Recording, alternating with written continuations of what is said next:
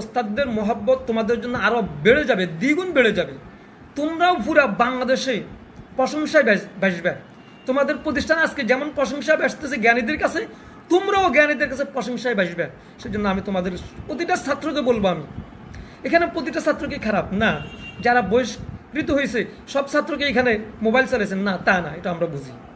সব ছাত্র মোবাইল চালায় নাই, সব ছাত্র খারাপ না, ভালো ঘরের সন্তানরাও আছে এখানে। হয়তো 2-1 জন 3-4 জন হয়তো মুষ্টিময়, ওরা একটু মন মেজাজ তাদের ভিন্ন হতে পারে। ওই ভিন্নর কারণে তাদের কথা রক্ষা করতে গিয়ে ওই ভালো ছেলেগুলোও তাদের পান্দে পড়ে অনেক সময় কী হয়, এরকম ওস্তাদের চোখের নজরে পড়ে গেছে।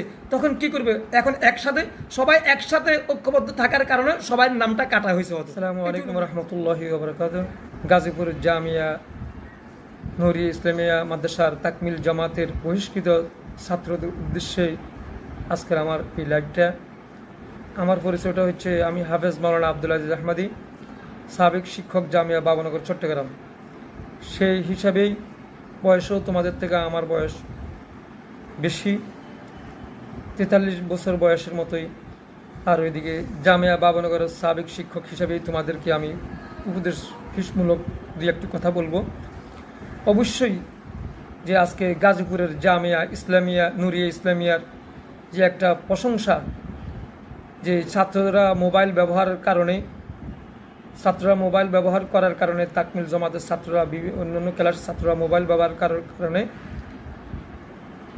তাকমিল জামাতের ছাত্ররা একটু কথাবার্তা অথবা চালচলন একটু উলটপাট হয়েছে ওস্তাদদের সাথে। মোবাইল ব্যবহার কারণে ওস্তাদদের পক্ষ থেকে, মাদ্রাসার পক্ষ থেকে কঠোরতার কারণে তাদের কথাবার্তার মধ্যে, বাসার মধ্যে একটু ভিন্নতা সৃষ্টি হইতেই পারে, হয়েছে। যাই হোক, তাই আমি ছাত্রদের উদ্দেশ্যে বলবো, অবশ্যই আপনারা এই ওস্তাদরা, পিতামাতা যেমন একটা সন্তানের কোনো কষ্ট হইলে, কোনো অথবা কোনো আচার ব্যবহারের মধ্যে কোনো ত্রুটি বিচ্ছুতি যখন দেখে, সন্তানের পিতামাতা যখন দেখে, তখন পিতামাতা এগুলো সহ্য করতে পারে না। অনেক সময় রাগান্বিত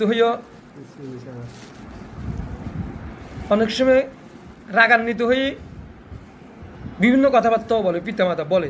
পিতাও অনেক সময় রাগ হইয়া কি করে, বলে যে বাইরে থেকে বেরোয় যা, কিন্তু আসলে মন থেকে কি, অন্তরের থেকে, মহব্বতে কি বলে এটা না। অর্থাৎ উদ্দেশ্য হলে ছেলেটা যাতে ভালো হয়ে যায়। মা অনেক সময় সন্তানকে রাগের বশত বিভিন্ন কথাও বলে,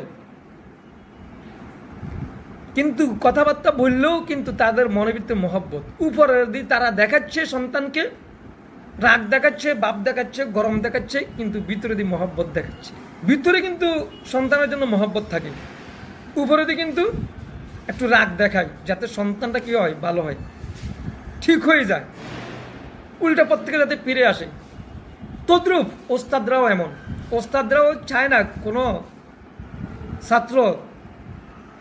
ছাত্র মাদ্রাসার থেকে সারা জীবনের জন্য চিরতরে শেষ হয়ে যাক, বঞ্চিত হোক পড়ালেখাতে, এটা কখনো চায় না, কোনো ওস্তাদ চায় না।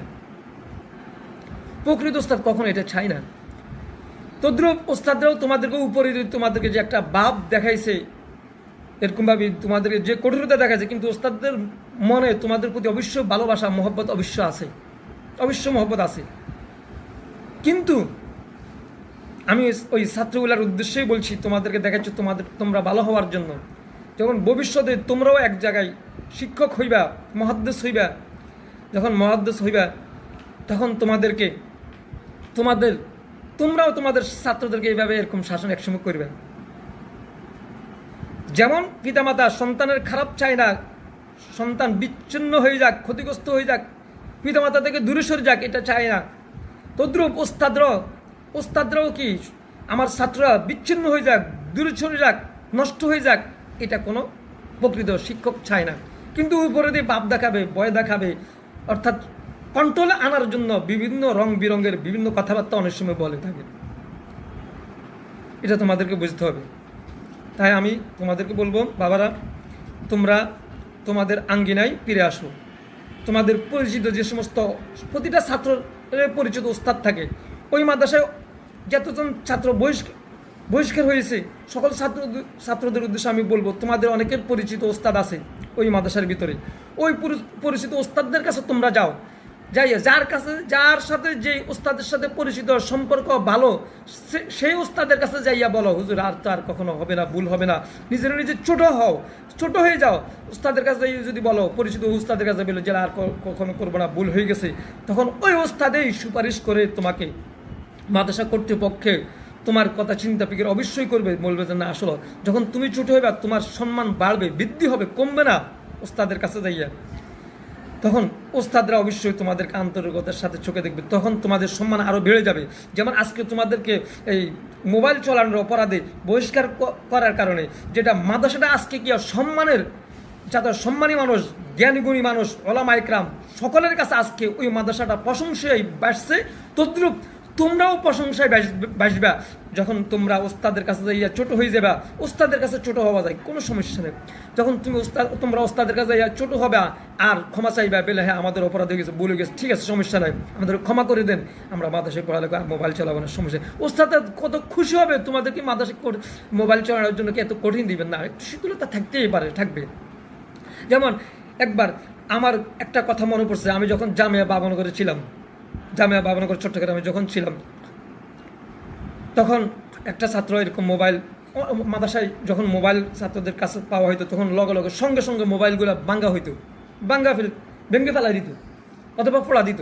এরকমভাবে অনেক ছেলেদের কাছে অনেক সময় দেখা যায় এই কোনো মাদ্রাসার লেবাস ছাড়া অন্য কোনো এই জামা ফাইজমা, তারপরে এরকম কলারওয়ালা পাঞ্জাবি, এই তারপরে শার্ট প্যান্ট, এগুলো অনেক সময় পাইলে এগুলো কী করে পড়া দিত।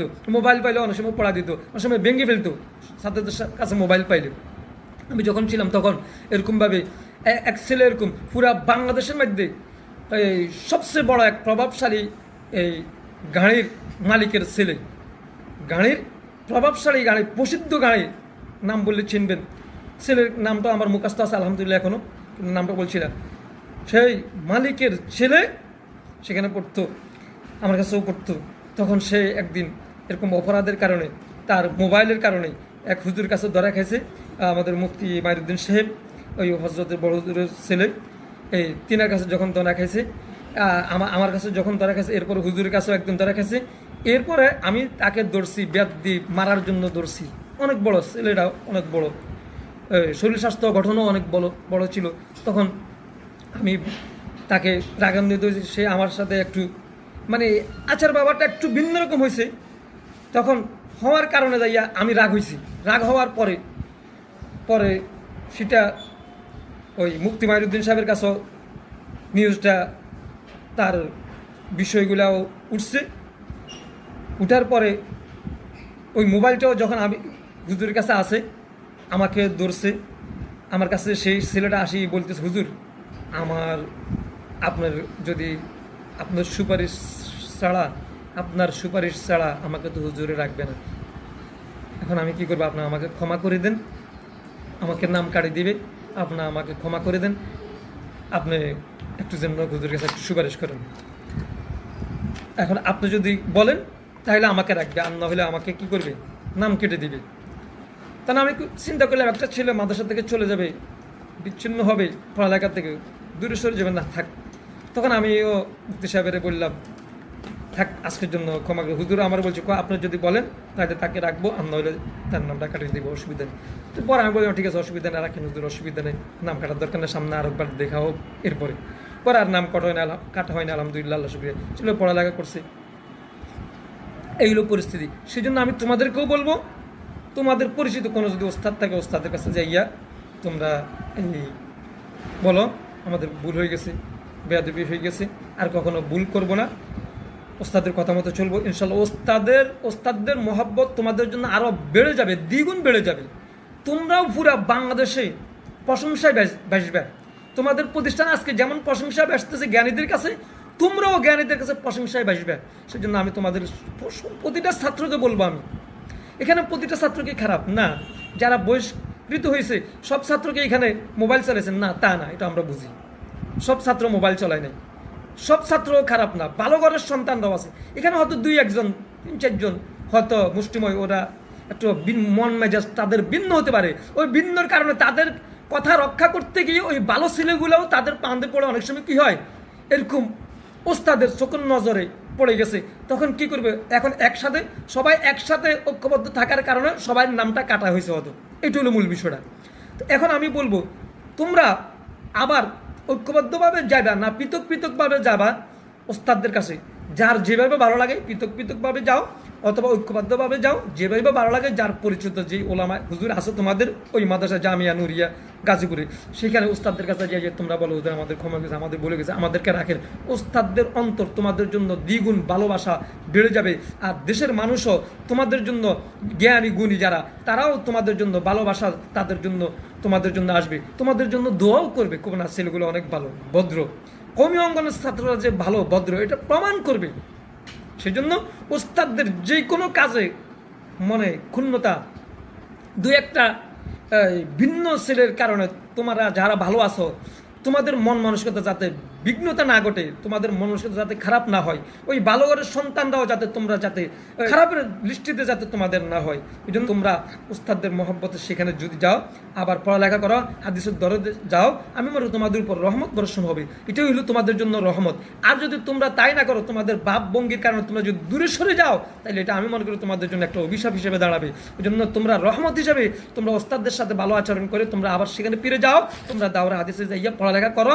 আর না হয় তোমরা যদি দূরে সরে যাও, তাহলে ওস্তাদদের এই মন মানে রাগ খুব আরও বেড়ে যাবে, তাহলে ওস্তাদদের বদদোয়াটাও তোমাদের প্রতি লেগে থাকবে। আমি চাই না তোমাদের এই ক্ষতিগ্রস্তটা হও, তোমরা এমন যাতে না হয়, তোমরা আবার তোমাদের আঙ্গিনায় ফিরে যাও।